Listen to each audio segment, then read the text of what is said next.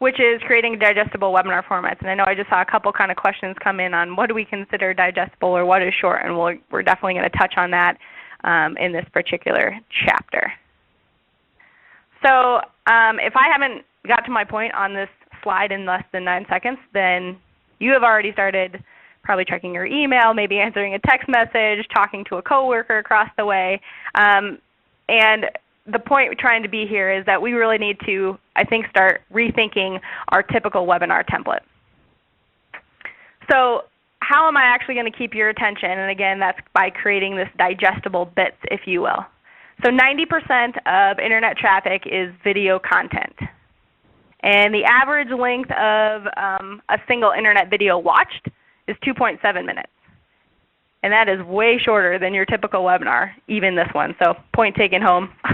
We'll be sure to use this in our upcoming webinars. But keep this in mind then as I go on to our next point. So I'm giving you just enough information hopefully to get to my next point. And like I said, if you've noticed before, we've kind of got this theme going on here where we're creating mini segments within the webinar itself that address a specific topic that as a whole make up this entire presentation. So we've made it very apparent where each of our segments, or chapters maybe as you might want to call them, are by calling out each section. And this is really going to help us find those cut points quicker and make repurposing content much easier when it comes to our recordings. So these mini segments can really be used as a standalone piece of content or as a part of a series, maybe short workshops that we could push out each week in a blog, maybe in an email campaign, point to them in social posts, add to our YouTube page for quick content, etc. So I had to use a relevant example if there's many Colorado people in the crowd. I'm from Ready Talk is based here in Colorado, and we're full of microbreweries, so I had to use this. Which of these forms is more digestible? And we'll say maybe over the course of a weekend for one person. We've got the keg, or we've got kind of a growler going on here. The growler, right? So it's not quite a full keg, but it's still plenty of beer that's got you're feeling satisfied. Maybe you've got room later on in the weekend to consume the rest. But if you think about promoting your webinar with these shorter forms of formats, I should say, it may actually serve as an incentive for registrants to actually attend when they know they're going to get the full amount of information, but it's just in a shortened time span. So like Eric's example, they had one presentation that was 70 slides long, and you realize not everything has to be smashed into one webinar. So breaking up that content if need be to cater to people's attention spans, which are getting shorter and shorter like we mentioned before, and also their ability to actually digest what you're saying. So it makes this content much more sticky than trying to cover everything in one swoop. Plus it gives you a chance to create more additional content or additional webinars and hopefully engage new audiences. So a couple examples that we actually used in this webinar itself, or that you guys hopefully can apply to yours, one idea is what I like to call Twitter Talks. So maybe that 30-minute format followed by a Twitter discussion, creating a hashtag for those that really want to dive deeper into this discussion and following the conversation there.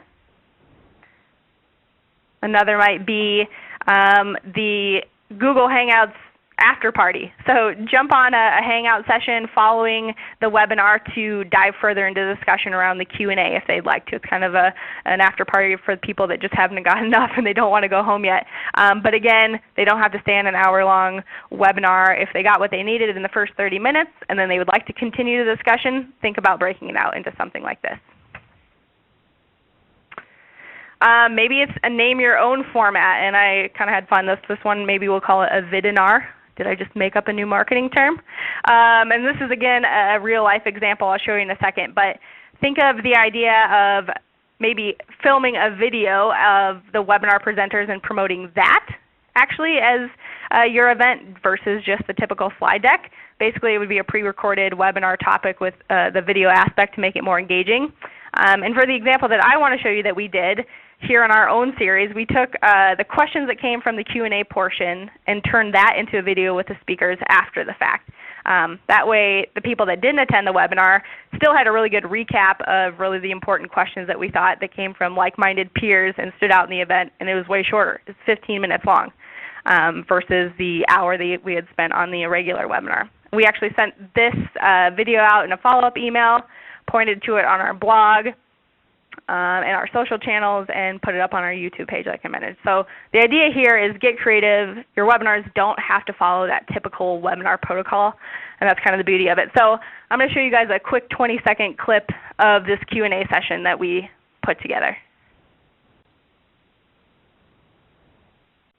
Hi, my name is Simone Neighbors, and I am the Demand Generation Manager here at ReadyTalk. And I'm Brandon Hess, the Inbound Marketing Manager here at ReadyTalk. And this is our first attempt at a Q&A session from a recent webinar that we did in our monthly webinar series, so it should be just as exciting for you all as it is for us.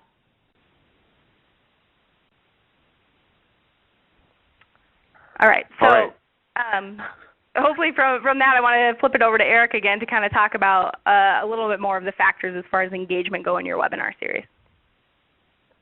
Yeah, I always love it when I go to a presentation and the company or the presenter actually shows me what stats they're seeing. And, by no means are these the industry standards or anything like that. It's just what I pulled for this webinar, and I felt like sharing. It could be almost like a live case study consultancy part. But I found some pretty interesting things. We're seeing an average attendee rate of 34%. Simone, I'd be curious to know what ReadyTalk's average is, but I'm feeling okay with that. And the thing is that the people who are attending, 83% are listening to the entire webinar, and our webinar in the past has been about 45 minutes. I think we'll experiment and see if we do like a 30-minute or something like that and see what happens. And then I was curious to see from the people that didn't attend, you always send out that follow-up email. You always send them the information, whether it's a blog post or a recap, and we send them the link to go to the webinar. And only 25% of the people who would register to watch the webinar would actually listen to the entire thing. Now, I guess you could also argue that down. That is pretty low, but there's also, you could fast forward through the recording. You could also, it's a lot easier to get distracted. And I think what we do during the live webinars, we're always asking polls. We're making it very interactive. Obviously, you'd be more tied to listen to the entire webinar if you're asking questions. You're waiting for that to be answered. So the people who do answer polls are 63% of the people who are actually listening to the webinar. So I thought that was pretty good. Means that they're not completely spacing out. And then it's random email open rates, which I think are probably pretty standard. But felt like sharing. I hope you guys can at least feel like you're not alone. If you're seeing better rates in this, excellent. If not, I think there's definitely things that we can all do to improve as long as we know what's going on. Awesome. So, and yeah, Eric, to your point, I would say average attendance rate, ours is definitely right around there, 34 to about 40% now, whereas I would say even a year and a half ago it was closer to 50-55%. And like I said, I've told Eric this, but from peers that I've talked to working with a number of webinars, I think everybody is starting to kind of see those attendance rates drop. That's why it's super important that we're taking advantage of other aspects of our content, maybe not focusing just so much on the live attendance rate, which is part of the point that we do want to bring home today here at the webinar.